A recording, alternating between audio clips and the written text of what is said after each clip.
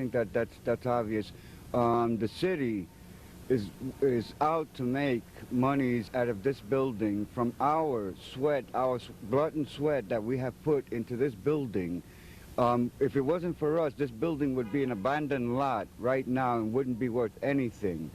So for the Giuliani administration to want to make money on our sweat and destroy all of the programs that we've had here throughout the years is outrageous. The city should not stand for it. The people of this city should come out and fight, because this is for this city, not for Giuliani, not for them to make any money on us. That's wrong. That's immoral what they're doing. Okay. We have another one in City Hall. Okay. What's his name? I didn't say that. But that's another one. That's another one. Is sheep's clothing, or should I say women's clothing? I don't know.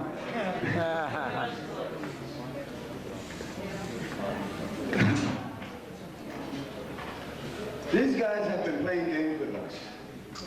They tell us that if we come up with a plan, they will work with us. They will help us to put this together. They have been lying to us from the very beginning. Lying to us and using every excuse in the book. Using every technique that they can to make us fail. And you know what? We're not going to. You know what else? They're not going to take this away from us. They are not going to take this building away from us. I will die for this before they take this away. And I mean literally die. If they were to come in here and throw us out, I swear, I will go out there and I won't eat until I die. I will go on a hunger strike.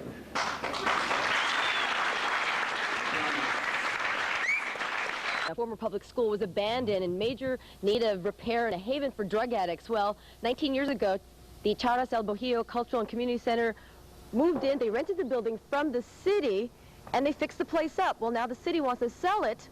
Tenants, El Bojillo wants to buy it. And joining me this morning is Armando Perez. He's chair and co-founder of Charas. Mr. Perez, thanks so much for joining us this morning. Now, the city has put this up for sale, and you've made an offer to buy it. How has the city responded to that proposal? They haven't responded to it, unfortunately, and here we are again. A year ago we went through this. This is the third time that we're on the auction block. Unfortunately, for whatever reasons, they have not responded to a very good proposal that they have in their hands. Right, because they're trying to sell this for at least $1.25 million? That's correct. Mm-hmm. Now, last year they told us that they would sell us the building for 30 to 40% of the upset price. We have the money in place right now. Not only do we have that money, but we also have at least $4 to $5 million to finish renovating the whole building, creating jobs, bringing economics into the city, bringing the arts forward, the stepping stone that we consider ourselves to be for the artists, and yet we are not dealt with, period. Now, the city, we did talk to city officials yesterday, and they said that their hands are tied behind their backs because of a law that requires them to sell these buildings through a public auction. But you said that there are loopholes that could make it so that you guys could buy it. Absolutely. The city, all they have to do is take it from one department, from the Department of Citywide Administrative Services, which it's under right now, and put it under the Department of Economic Development. The Department of Economic Development can sell it to us immediately. Why do you think the city does not want to sell you this building? Oh, I've been asked that question many, many times, and I've looked at different scenarios to that. It could be personal, it could be political,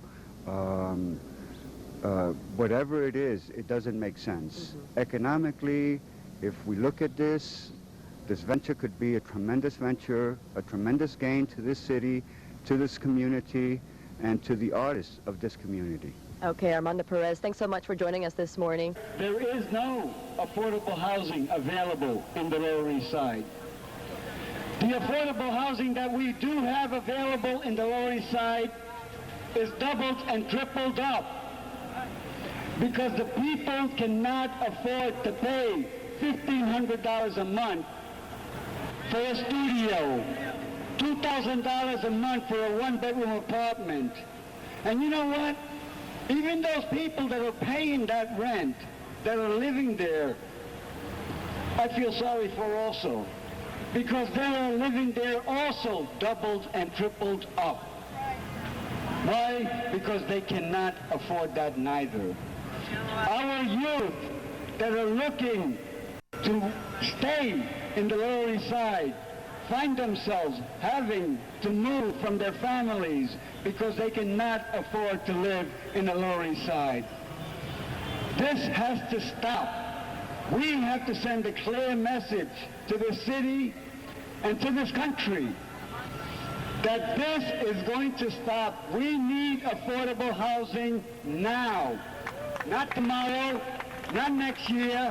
We need it now. The President of the United States, in his State of the Address, said in his speech that what we need in the United States is affordable housing. Well, it's a great thing to say it and recognize it, but it's a better thing to do something about it. And we have to demand for this man to do something about it. We have to also send a message to Giuliani.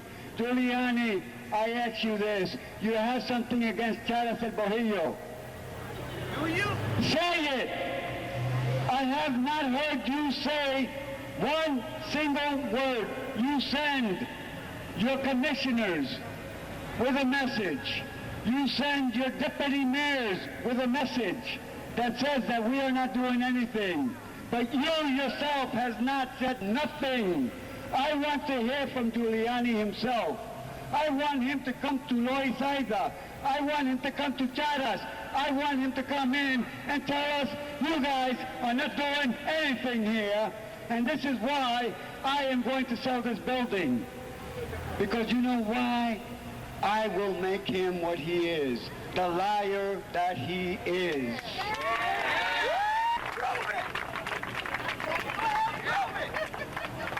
I am going to close this now, but before I do, I want to introduce to you someone that I met during the struggle that we had in the Lower East Side to save public housing. This was a struggle that was very deep and meant a lot to me because I grew up in the projects. My parent, my mother, my sister still lives in the projects. My aunt still lives in the projects. My friends still live in the projects.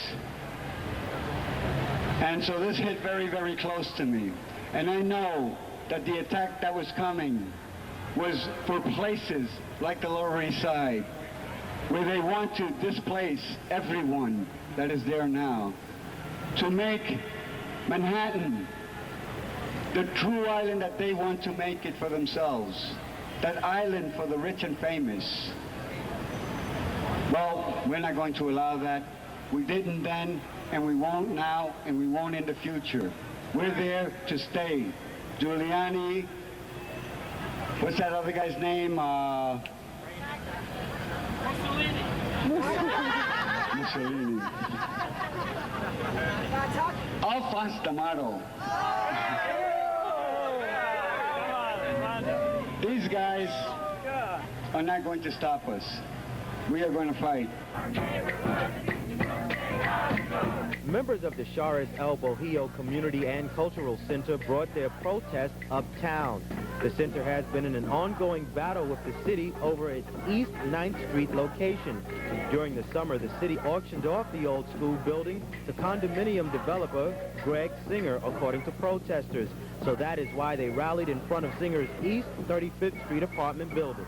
He knew before coming into this venture what this building meant. Everyone was given information before at the auction and before the auction, letting them know that this is a vital community organization that is needed in this city, and to please not buy this building. They were told this. They were warned. I just want to give one more reminder that we do have those cans going around for the change, and that we have the fundraiser this Friday at Charas at 8 p.m. I want to see you all there. 605 East 9th Street. He tells me to give you the address. I know you know where it's at, right? Que viva! Thank you for coming.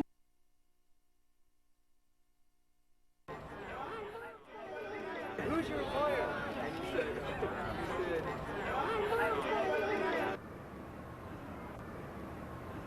Assemblyman Dixon. Thank you very much, Margarita Lopez, who has been the leader on the Lower East Side for justice for all of the Lower East Side. This press conference today is very much about justice. In April of 1999, a life was lost. It was an important life. Armando Perez was a builder. He was a builder on the Lower East Side. He was a championship to build bridges on the Lower East Side. And that loss, as devastating as it was to his family and close friend, was equally devastating to every resident of the Lower East Side, because he represented what is right and what is good about New York. All we have insisted upon in these 2 years since that brutal slaying took place was that justice be served and that Armando Perez's legacy and his life work be preserved. Armando Perez and the Charis Cultural Center are inextricably intertwined. And just as we have fought for justice to be served in the arrest and conviction of the persons responsible for his death, we also insist that his legacy and his life's work be preserved.